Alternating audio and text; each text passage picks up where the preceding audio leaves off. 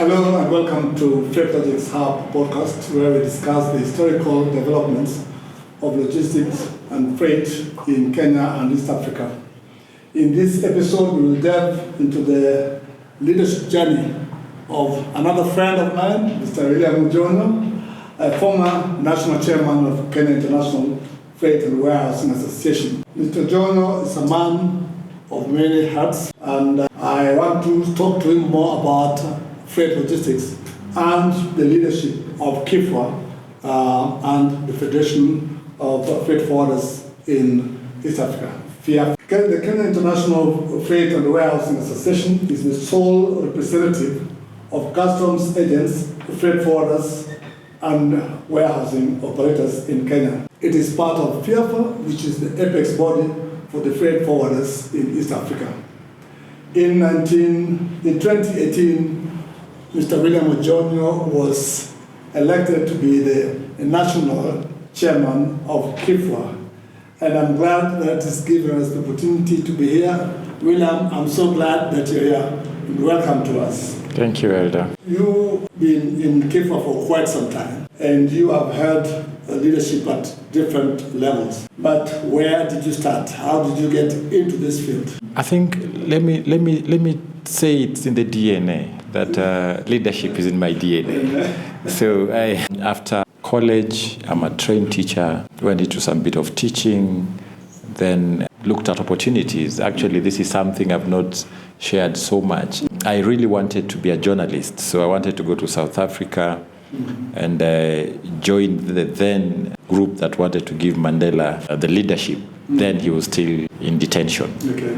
I didn't work, and that's how I stopped teaching because I wanted to go to Rhodes University. I went to Mombasa then, and I got interested and saw how lucrative then clearing and forwarding was. So I stopped teaching and dived into clearing and forwarding. What then drove me into this advocacy of sorts was what I saw as the place of clearing agents in the industry. I many times we would be looked at as people who never went to school. Agents were looked at as people who were doing alternative jobs. And therefore, with my background, then I asked myself, if I am a graduate, then why should I be treated the way I'm being treated, just because I'm an agent? And I also told myself, why should my colleagues be treated the way they're being treated, just because they're agents? So I made a choice and said, I'll try and speak for them. I'll try and take their case forward.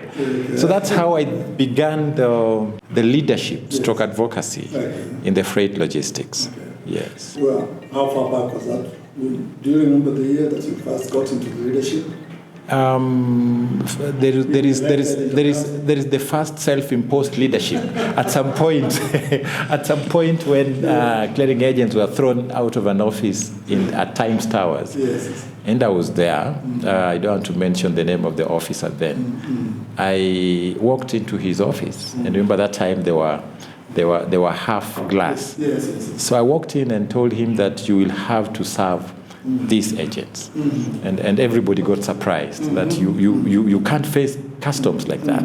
But I told him, you have a mandate, and your mandate is to make sure we are served. Then he said, walk out of my office. I said, no, I'll not walk out of your office. Then he tried bringing in then there were policemen around, and I told the policeman, you will have to leave us to deal with this.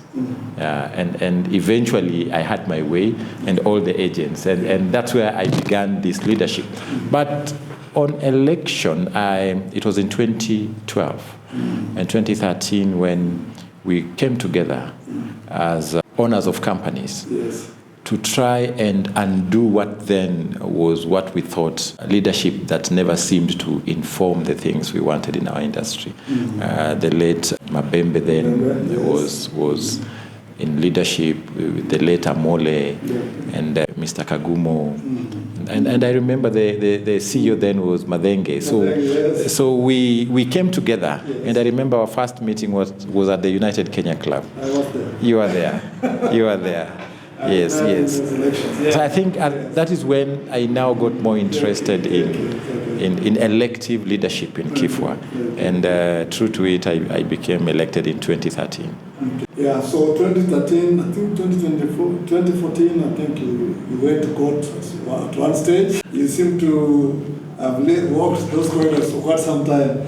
In 2018, eventually you are elected now as the chairman. Yes. And you have 4 key areas that you wanted to achieve. You wanted to improve the processes for ensuring that clearing agents are fully complying to the statutory regulations. That was 1. Number 2, that was the capacity building initiatives for the directors and their staff to be properly trained. And number 3 was that you wanted to empower the secretariat to be fully functional. Lastly, you said you wanted to be accountable. Looking back, what do you think that you achieved out of those 4 points while you're in office? Wow, that has taken me back many years. And yes, those are the 4 pillars for which I wanted to be in office. How far did I go? I think I touched everywhere, but I did not achieve the magnitude of what I wanted to achieve. I would want to say that accountability was one big thing for me because it also came with integrity. So I emphasized more on accountability, and it was during my tenure that we agreed that we shall not take what we call meeting stipends. And I thought that would then inform our accountability to the members that we wanted to give ourselves to service until KIFWA stabilizes. So at that point, we also agreed that we try and avoid what is called cheating. And that would be achieved by my other pillar called training. And I must be proud of myself because I think I ran with training as one of those major things around the time I was the Nairobi chair and all the way to the time I was the national chairman. And we trained to the critical mass. We did the syllabus. Yes, we did the syllabus. Started with August time? Yes. We redid the syllabus. I remember during that time we tailored the curriculum. Yes. And I think that was the first serious phase of FFPC, beginning the actual process of training. And we were the ones in charge then as the private sector. So I think that second pillar was also a good thing. Where I must say we did not achieve much was leveraging on training to support trade. Because then we still did not achieve enough in terms of not only accountability and training, but relationship with business. What was the major challenge that you faced in training? I think the biggest challenge was the uptake and the appreciation by the industry to enjoy training. And they all the time wanted to compare how much you'd be paying for it in terms of time, not only money. Yes. So then you find yourself having a training program and no trainer, no trainee. It would seem that over the years, the KIFWA owners, because I want to talk about the directors and owners, they've really never put a premium on paid for training. Okay? They would rather go for the free trainings. What do you think is the reason behind it? Why don't the company owners want to train their staff? I think 2 things. It's historical, based on my experience. It's historical because, listen, say it as it is. Clearing and forwarding was an informal sector then. Paper pushers, from one desk to the other. So these were people who did not appreciate a classroom. Yes. But with time, these directors, the same directors, now had to embrace training because you remember we moved from paper pushing, went to Boffin, went to Simba, then we are now in ICMS. So digitalization, appreciation of training became very critical. But unfortunately, old habits die hard. That meant 2004, when Simba is coming in. I remember some people wanted to lynch us. In hindsight, was KIFWA leadership right in endorsing engagement of IT into this. Okay. And if you were to be taken back that time, what would you tell the current leaders, owners, who still seem to have issues with IT? Well, same thing. I will tell you that change is a constant, but not very many players love change. But I can say that that decision that KIFWA leadership made then in 2004 made Kenya become a leader in the freight logistics in the region. Because then every other member state in East Africa aped what Kenya had done. So you perfectly displayed what I call leadership. And that leadership also gave this country leadership in being in creating the thought leadership for digitalization of the industry. Now, what we must do as industry owners is to appreciate that change must come with a price, and that price is simply knowledge. And more often than not, knowledge is not free. Knowledge is paid for. If you don't pay for it, somebody else is paying for it. So that is what we need to quickly appreciate. And from 2004, we should be learning our lessons, only that we don't seem to be learning very fast. It takes me back still to your campaign points, accountability. I get the sense that in the first instance, you're talking about financial accountability. And you're saying that leaders do not have to take the allowances for every other meeting that takes place. And that has been an issue over the years. Is it why do you think that we have never, as KIFWA, set up a reserve account where KIFWA can be able to finance some of these things because of good financial accountability? I think we are in two different unique scenarios. And I do not want to load it on the current leadership or the immediate after leadership that they should not take allowances. We were picking this from a point of zero account. And we were coming into office because we thought we needed to micromanage what then was bad leadership with the Kagumos then. But remember in 2018, when I was now becoming the national chairman, Auni Baiji had done a great job. He had managed the accounts and clearly say it as it is. The accounts were good because we were still paying 7,000 then, if you remember, a subscription. But we thought we should not just have our hands in the cookie jar too fast. Why can't we listen to what the accounts are saying? What are the obligations we have? And my thinking then was that once we have brought sanity and we are able to equip both the secretariat and the leadership, then we can go back to allowances if the funds allow. So why can't we create the reservoirs? It is basically because of trust. The membership is yet to trust the leadership enough. But members are still paying. Members, you have to pay to get your license, so you still pay. I would like to say that even before KIFWA, because I was in the older. Yes, I remember that. And by the time we were handing over to KIFWA, even in those times, we had over 4 or 5 million in the kitty. Then. You confirm this then. Now, over the years, I think when Sam Jeroge was handing over, again, the account, the balance was good. You are saying that when only Baiji is handing over, the account is good. What happens in between? What is it? What is it? What's the jinx in this? I think if you ask me, the jinx is in the quality of leadership. And the other jinx is the quality of managing the secretariat. That need the money more than the leadership.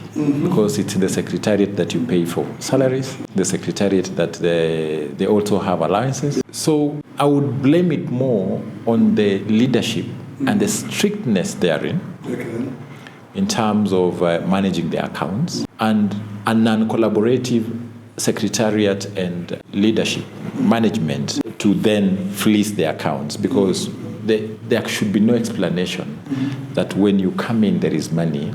When you hand over, there is no money. I am happy that I got money and handed over money. So are we saying that KIFWA members are therefore not keen on the choice of leadership? Are we compromised when it comes to leadership? Because why would we give as a successful office to someone who is going to drain it? And why is it that KIFWA never takes action against such officers? I will tell you that in 2013, when we started to bring sanity back, Yes. I remember Anthony Moore here, Maina, Horizon. Sam Joroge was helping us quite a bit in thinking through this. That leadership that came in is what created the sanity of the secretariat that is there today. Then that leadership ran very well until a certain point when the new leadership that came in did not appreciate the importance of having leadership that is director-based. So I would tell you that every time you see leadership that doesn't reflect the accountability of a director, then the participants were not directors. And I would blame it more on the directors. When they think that it is too muddy, they step aside. When they think that there is sanity, they come on board. So the dirty politics of KIFWA, if you ask me, should now come to an end for a better streamlined director-owned participation in the elections. Then anytime the directors are there in their numbers, then you get the right leadership. I can tell you that for free. So we are more or less in a vicious circle where it is against luck. Okay, it is not that we have a system, a way that we know that amongst our peers, because we are the directors, we are the people who ought to elect the people in office, that we know that the person that we would support as we go in is someone who's competent, okay? Someone who has integrity and does not also in any way interfere with the secretariat, okay? Because as the chairman, are you responsible for the financial status of the organization, and you? A gray area, if you ask me, because you can have direct linkage to finances if you choose to, or you can allow the secretariat to run the finances and report back to the management.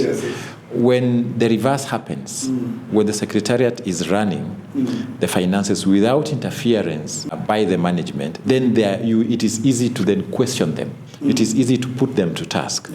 But when you are collaborating in the running of the affairs of the management and also running the affairs of financial management, then clearly you will not have the moral authority to question.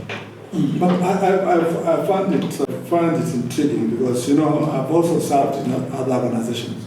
I have served as the National Vice Chairman of Federation of Kenyan Employers and the Grand Chairman of Federation of Kenyan Employers in Mombasa for many years, okay? And we have never had a situation where you hear that has these financial problems, okay? We were with KMA, okay, and KMA actually came and took some of our stuff because of the political wrangles. Our late friend, who am I forgetting his name? The CEO of Shippers Council. Yes. How can I forget? Langat.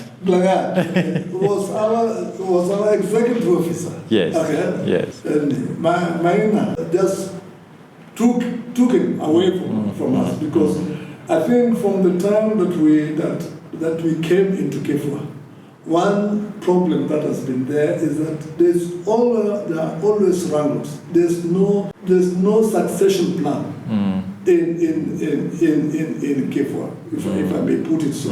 We do not know who ought to be the next chairman, okay, in KIFWA. But in these other organizations, you would know that so and so serving as the vice chairman is most likely going to take cover as the chair. What do you tell KIFWA members? This has to come to a stop. What must come to a stop is the hands-off behavior of directors. Yeah. Because where directors can sit and agree on issues, then it would be very easy to agree on the vice chair becoming the chair. Yeah. But again, remember that vice chair should be a director, because then Yes. at what point do you allow your employee to manage your affairs? You know, I think I've said this on many forums Yes. for KIFWA, that the national chair manages the board, the chief executive manages the office, okay? Yes. And is accountable to the board. Correct. Okay, so the board cannot run away from the responsibility when things go wrong, because that executive office and itself reports to the board. And I think that it is important that those of our members who want to vie for offices, maybe we need to see where have they been trained, okay, to be able to vie for that national office. Otherwise, we will run into problem. Okay. So I'm still with you. What challenge did you face, if ever, in managing the finances of KIFWA? Wow, that's a heavy one. That's a heavy one, because what made me not vie again for office Yes. was my principle that I do not want to engage in financial mismanagement. So the biggest challenge that I got was that some of my board members who thought that their priority was to get finances from the kitty were more interested in what I would call unaccounted for financial gain. And they were working very closely with the secretariat. So when I put my foot down, I think it did not play well with them. And I realized that then we shall have another push and pull within the board. And remember, and this is very critical for us to also appreciate, that when you're serving in the board of KIFWA, you're not employed by KIFWA. You're running your business. And therefore, your face there should be briefly limited, so that you have time to run your business. So when you think that it is getting into your actual mandate of running your business, then you make that hard choice, that instead of continuing with these murky waters, then I'd rather manage my business. And I have a vision for my business, just like I had a vision for the association. So then that also clearly brings in a weakness in easily being manipulated by those who do not depend on their business, but maybe depending on the KIFWA office. Yes. I'll park that for a while. Now I want us to talk about KIFWA's representative, when dealing with the government offices, other institutions. There are many other institutions that are like KIFWA, like I've said, Kenya Kenya Manufacturers Association, the Federation of Kenya Employers, and the rest. Then, KIPRA, and all these other organizations. It would seem that they also have almost similar structures as ours.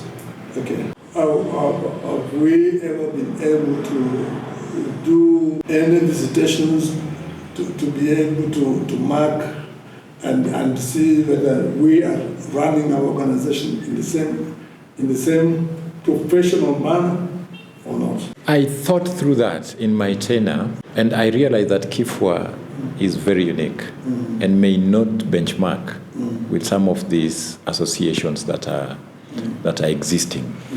I will tell you that my discovery then, and I am hoping that I'm right, is that KIFWA is the only organization that mirrors a government organization. What do I mean? That the KIFWA directors, clerks, and call them, are actually customs officers in the private sector. Okay? So what they do directly impacts on the performance of the Customs Department, to be precise. That therefore means that there is interest not only within KIFWA, there's also interest within Customs. Okay. And therefore, if you want to benchmark in terms of structures, then that structure will break at some point, because you should mirror how Customs is working. And what we also forgot, and I really wanted, and to date I really want to inject into this, is that we should not look at ourselves as only Customs agents. KIFWA. I would like you to clarify that. Yes. I don't seem to to get your point, because an office, an administrative office for any association, deals squarely with the administrative matters, okay?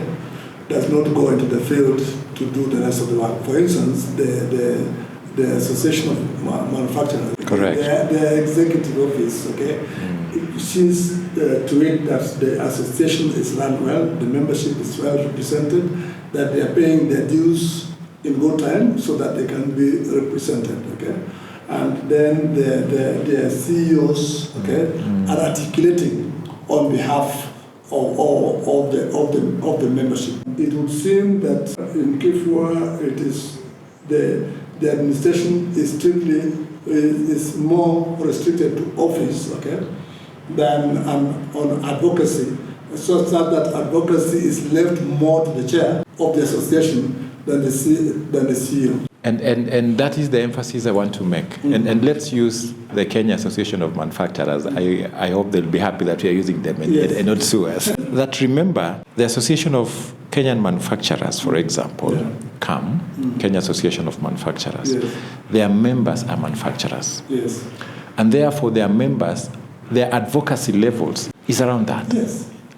Now, Kenya International Freight and Warehousing Association, which has zeroed itself more to customs agents, their mandate is to collect all these people's issues, bring them to the table, and the management of the association, whose interest should not be to only manage the workers of the secretariat, but also to manage the process of trade facilitation. So they, as agents, they as representatives of the agents should be more interested on the welfare of how well their members are being supported by the flip side being the government sector. So their core mandate should be to keep tabs with the dynamics of customs processes. Ensure that, like your first point was to ensure there's proper competency. Yes. So they ensure that our staff are properly trained. Correct. So they ensure that they engage the directors of KIFWA to make sure that they're training their people to be able to be competent enough when they meet with KPA, when they meet with KRA, when they meet with KFIS and all those things. Yes. So that then is the office of the executive. Is that? No, that is the core mandate. That is the core mandate of the elected officials under the leadership of the chair. Okay. On the flip side, these people must manage what concerns me and you in terms of what is the information flow to the field and how measurable is that information to the effect there is trade facilitation. Unfortunately, that is not the case for Kenya Association of Manufacturers. You see, theirs is a bit different. So I'm saying the complexity of KIFWA is that there is more, it should be more intentional to advocate on competence, on knowledge, on understanding. That therefore means there should be constant transfer of that knowledge. That knowledge. Yes, constant. And that's why we formed that training. Correct. In Mombasa. Yes. What happened to it? The training center. Yes. If that is the mandate, if you're saying that is the purpose for which the secretariat and the elected members, that is their purpose. Why did you end up at Okesa? I will tell you, and I hope those who are watching us, we have directors watching, that when the directors step aside, then that mandate is watered down by individuals who are more interested in getting what comes out of the training in terms of revenue than the impact of the quality of training and the objectives therein. So we closed. It was closed after I left the center, the training center, where we were supported by Trademark East Africa, and it was a huge center, and we had a huge turnaround of trainees that were coming in because we could not manage, and why couldn't we manage? Because we did not appreciate the objective and the intention. So the money disappeared. Remember, in Nairobi, we also had a training center. Yes, ICD. Yes. And that's what I'm saying. Yeah. Our elected leaders must be. And in the Bible, they say it was in the year of. Yes. So we must be able to go back to it and be able to say that. I think we need to, as leaders, we need to own up and say that there have been failures. Okay. But it is not the end of things. That's right. I think it is important that KIFWA members, again, and it is the leaders who are elected. There's no reason, no other reason why people are elected if they cannot redeem, if they cannot drive forward, okay, the agenda of any association. And as you are emphasizing that training is crucial, okay, I think I want you to look in there and talk to the leaders who are current and those who are coming regarding training of KIFWA members. I agree with you. I think we have an opportunity to re-emphasize the importance of training. And therefore, out there, first of all, before you even speak to the leaders, you speak to the association owners. We speak to you, the directors, the owners of these companies, that you have a core mandate of electing one of your own who understands your objective to then become a good leader, so that the current leaders who are, in my view, in their last leg of a few months before they are either re-elected or new ones are elected, that then the leadership that is sitting emphasizes on the core mandate of KIFWA, which is to create information, share information and knowledge, and if anything, enhance that knowledge. So it is up to you. We did our bit. I must ask you all the questions. That's fine. That's okay. I want you to address another issue which I think needs to be addressed, because over the years, from the time that KIFWA came into being, there has always been this divide between the multinationals and the locals, and then it is now extending to the big companies, because even the locals, some of them have become big. Okay? It's now narrowing down to the big companies and SMEs. You find that very few members who are in the large company side of things, or who are working for the multinational, would wish to vie for any office in KIFWA leadership. And there's the impression that the SMEs mistrust them, to the extent that you talk about this, because I know where you're coming from this morning. When we are talking about environmental matters, okay, when they're being introduced, the SMEs look at those things as suspect, or things that want to take them out of business. How can we get the SMEs and the large companies to work together for the good of the sector? And two, how can we do away with this mistrust that anything where the bigger companies are in will be to the detriment of the smaller companies? I think those are very critical things that we need our viewers and by extension the industry to appreciate. That for you to be a big company, it started with an idea, and that idea must have started small. And therefore, what we need to appreciate is the objective of having a company. If your objective of having a company is to make quick money, to get 30 containers, and then you're satisfied, then you'll not appreciate the importance of having a multinational, because then you have your foot on research. You have your foot on, now we are talking about the effect of global warming on climate. Yes. And one of those things that now logistics is being tagged along is the fact that how do we make sure we support logistics and reduce on the global warming? Yes. You cannot do that when your objective is to remove 30 containers and you're done. You must appreciate the fact that when you have too many wings in your company, yes, where you have a research wing, you have the dynamics wing that keeps going for trainings and therefore appreciating workshops and all those things, then you appreciate knowledge and you then appreciate your environment. And our environment starts from the port all the way to where we live and how we transport. How do we bring in that? So the trust issue, if I may come to that, can only be dealt with when we also have a specific slot, which I would be advocating for as a person. That can we have 2 specific slots for multinationals to sit on this board? And those specific slots should be agreed upon by the shareholders, that we are sending so and so for a period of 2 years or 1 year to represent us and the entire multinational industry on this, so that we begin to work together.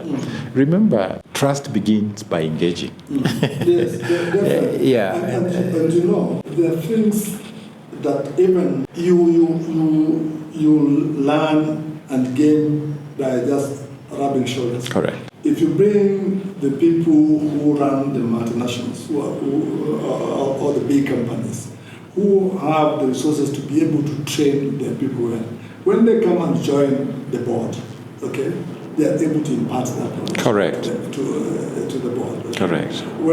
Even when you are mobilizing resources, even for training, Yes. those larger companies are able to contribute more Yes. than maybe 10 of the small companies Put together. I agree with you. And so putting them aside, denying them the opportunity to be in KIFWA, for me, I think is to the detriment of KIFWA members themselves, because we need that knowledge. We need to that knowledge to be imparted to us. We need to be able to understand certain things that are, when we are talking about the environment. Okay, how many of KIFWA members have the resources to be able to send their teams, okay, for training? These large companies have internal training. So if you don't want them in the committee, in the elected committees, they are fine. They are training their people, okay. But these our members who are emerging, okay, who also want leadership. I think sometimes it's good for them to vie, but allow those who want experience to lead, because sometimes I feel that we vie, and then when we get to the offices, we are not able to articulate The issues. We are not able to articulate because, number one, we have not trained. So we don't have the knowledge. We are getting into leadership prematurely. I think someone who wants to be a national chair should have served in the committee, okay? Should have risen to the position of a vice chair, okay? And has been trained to be able to now take over and run, okay? So I hope that you as an elder will be able to speak to the membership and have to you do not have to be elected, but as a respected and emeritus, chair emeritus, yeah. I think people would still listen to you. And maybe one way that you benefit the membership is to be able to address these matters, okay? In a way that people don't think that you are talking because you want to go and talk to them. Okay? That's right. You are talking because you have the interest of the membership and you want Kenya to move to the next level, East Africa to move to the next level, but we must bring those things on the table. Agreed. Yes. Completely agreed. And maybe for records purposes, I have been to the apex of this association. Yes. I think I've hit the rooftop. So there should be no worry about Ojonyo coming back and wants to topple. But I agree with you, it is time we began to engage proactively. Yes. with a clear objective of making KIFWA great again. The times of Sam Joroge, your time, Chris Bichage, those are times we would be happy to reinvent in a better today. That can only happen when we listen to ourselves and listen to the industry. And most importantly, Elder, when you are in a position of leadership in KIFWA, then you must divorce from your self-interest. When you divorce from your self-interest, then you begin to think of the industry. You then become a servant leader. I have said it, and I will say it again, that I cannot carry a file at my level today. And that once I hit the national chair position, I stopped running around with files, because then I disadvantage those who are with the files around me. But how do you do that? By speaking to yourself and saying, I have reached this level, and I cannot write individual letters that will benefit me, and sign at the bottom, okay? So I think I would be happy to host like minds and speak to them about what I call the importance of directors taking control of their industry for purposes of having leaders of their choice for KIFWA to be great again. I think you've mentioned something that is very important. And I think you need to clarify for KIFWA members, what is the role of the national chair when it comes to making statements? How consultative is that office before, and what statements can the CEO make? What statements should the national chair make? Because both of them have offices that represent the association. So at what level does the national chair come in, and at what level does the CEO? And on top of that, I'm making it complicated. What happens when you have two CEOs? Because in the KIFWA, I think we now have two CEOs, two branches, two CEOs. Okay. So who speaks for the association? Considering that I'm raising this point because people are going for elections. Okay, and I think it is important for KIFWA members to think more broadly on how they would want to be led. Because sometimes when you split it too much, okay, then you have duplication and you have conflicts. That's right. What is the role of the national chairman? At what stage does he make statements? What stage does the national secretary communicate? And at what stage does the chief executive communicate? Yeah. Those three offices, maybe you can demystify for us. Let me start with the national chairman. The national chairman is the spokesperson of the association. And so who is the association? The association are the members of the association. So how do you speak for them if you've not talked to them? You must first of all consult with them.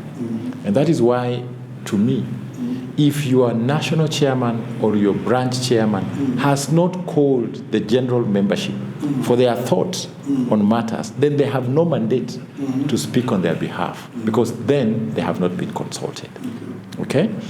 So that being a spokesman therefore means I do not think for you, but I allow you to send me to speak for you. And that is the difference. So the national chairperson speaks on behalf of the association. That means that board should have heard from the members, sat in the board, made clear conclusions, and sent the chairman to speak on their behalf. The national secretary is to ensure that he is directed by the chairman, who has been directed by the board, and by extension the members, to convene meetings that will then inform the decision of the industry. So the national secretary is basically the secretary, the person writing on behalf of the office, whose mandate they must get from the members. Now, KIFWA envisages a CEO that is more of a clerk. What do I mean? That they never speak for unless they have been sent to write on behalf, not speak. Is that in the constitution, or is it in the minds of the people? It is in the constitution, because KIFWA has only one certificate. It is having one certificate with 2 branches. Yes. So we have, KIFWA only has 1 certificate now. Yes. That therefore means that the mandate is held in the office bearers.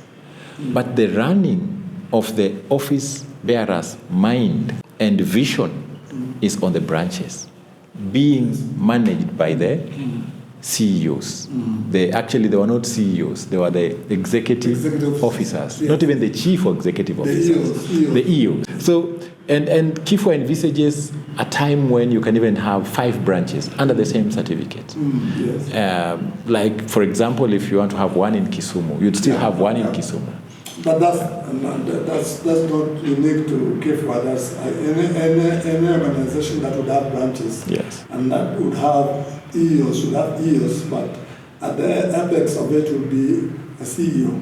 Yes, at the apex should be a CEO. But KIFWA does not have a CEO. That reports to the board, okay? The board of directors. Yes. Okay, I would like us to now go towards winding up. But before that, we need to talk about Africa Continental Free Trade. The borders are being opened. The tariffs are being lowered. The work permits are being done away with. Okay? And therefore, within a short time, we would find more and more people wanting to come and open the offices in Mombasa. Okay? Who would be clearing? Who would be competing with the members of KIFWA? It does not mean that KIFWA members cannot go into Uganda, cannot go into South Sudan and do the same. But how do you think KIFWA should gear its members for this emerging trend that is ahead of us? One, I see a united Africa. Yes. And I'm hoping I see it in my lifetime. Because Africa is moving with speed to open her borders, yes, and to facilitate trade within the Africa borders. Okay. I am happy to see ECOWAS working closely together with the other blocs, like COMESA, like SADC.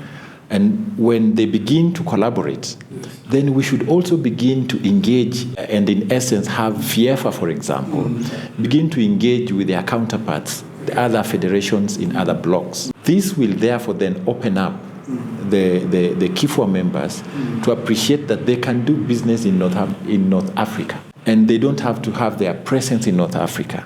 So we should begin to gear ourselves towards networking and with networks. That how do freight forwarders in Kenya work closely with the freight forwarders in Egypt, or that they don't have to have presence in Egypt, but still do business in Egypt, just like the Egypt freight forwarders don't have to have presence in Kenya and still do business. So we should begin to train ourselves into collaborative networking. And that takes one thing, a body that must endorse, must speak for her members, must clear her members to be part of these blocks. So we should be working on KIFWA now more than before on integrity issues. We should be working with KIFWA to make sure that our members do not run away with other members' money. That you are being trusted with $30,000 and then you disappear in thin air. Who will endorse you if in the first place you don't even trust your association? So it has to begin with us. So there has to be a lot of... Yes. But the other thing that I think maybe you can mention about is IT, AI. That's because, can you imagine that Amazon is able to work beyond borders? All these other networks that have all come on your laptop. They have not had to travel to Kenya to get clients. And Kenya is known as the ICT hub for Africa. How is KIFWA, okay? Or how are we as members, okay, supposed to gear ourselves, okay? You say that we pioneered electronic customs clearance, okay? Now the business is being done online on their phone and everything else, okay? How can we gear ourselves so that KIFWA and FIEFA and this other, okay, then form an African network, okay?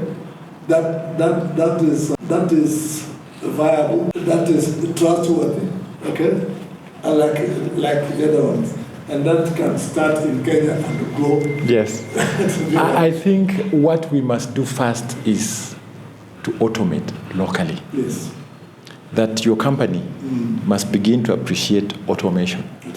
Automation gives birth to AI. Mm-hmm. You see, in automation, then you don't have to walk to the offices of KPA and KRA, and to the extent you are then able to remove your shipment without even appearing there. Okay.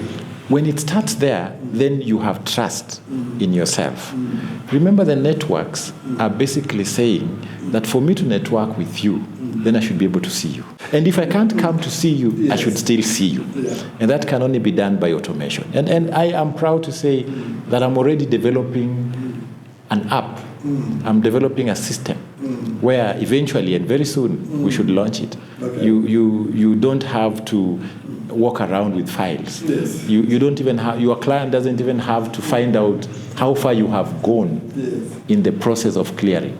They should see it on their laptop, on their phone. Imagine that East African Shippers, the precursor to it was Kenya Shippers Council. Yes. And when we were forming, one of the things that we were discussing way back was that automation. Many years ago. That automation. Yes. The fact that in those days, like in the port of Felixstowe, you would be able to go in with a loaded container, okay, and within 15 minutes you are out with another loaded container. Okay.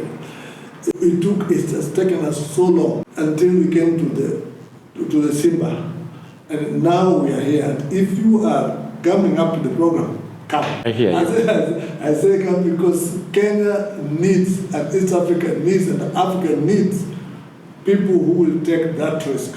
I hear you. To cross the borders and allow us to be able to compete in our own market and not without being necessarily discriminating, without giving those who are doing business here a run for their money.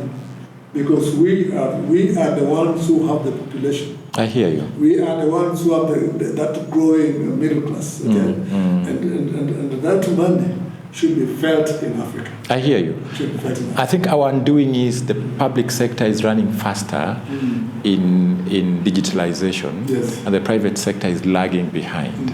So what we need is an incentive, okay, and be innovative, because no one will think for the private sector. You have to think for yourselves and implement the innovations you're having. Then mirror them to the automation and the digitalization of the public sector. That is why you go to Uganda, they have their system called, what is the system of Uganda that is mirroring to ICMS? Askuda plus. Uganda, Tanzania, Rwanda. In fact, we are the only unique country. With the ICMS. Yes. So how do we mirror with all of them? Because remember, your license should operate in Uganda. But how do you operate in Uganda if you're not automated? Because if you go there physically... It's also too costly. So I think we are at a good space, but goes back to the same thing. How does KIFWA then lay that ground to make sure then that we have liberal thinking? Yes.